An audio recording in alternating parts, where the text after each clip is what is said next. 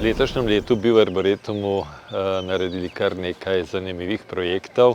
Utirjanje vlakca v Arboretum bo kar močen zalogaj in zato moramo sedaj v letošnjem letu tudi usposobiti kader, ki bo ta vlakec oskrboval, ki bo tehnično skrbel za njega, pa ne nazadnje, ki ga bo tudi vozil po parku, saj želimo, da je ta vožnja varna in prijetna. Razgledni stolp je krasna pridobitev za Arboretum Volčji Potok. Mislim pa, da bomo tudi poskrbeli, da se bodo ljudje malo bolj razmigali, razgibali, saj je dostop do gradu potrebuje nekaj energije in potrebno je narediti par korakov več.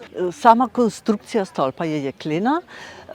Želja naša je bila oblikovalska, da bi bil čim bolj transparenten, da ne bi obremenjeval preveč te občutljive okolice, pa da bi vendar služil svojemu namenu. Sam stolp je klasične jeklene konstrukcije, ima posebnost v tem oblikovanju detajlov, da so te 4 tenki okrogli stebri, objemajo konstrukcijo, okvirno konstrukcijo podestov in nastopnih ram.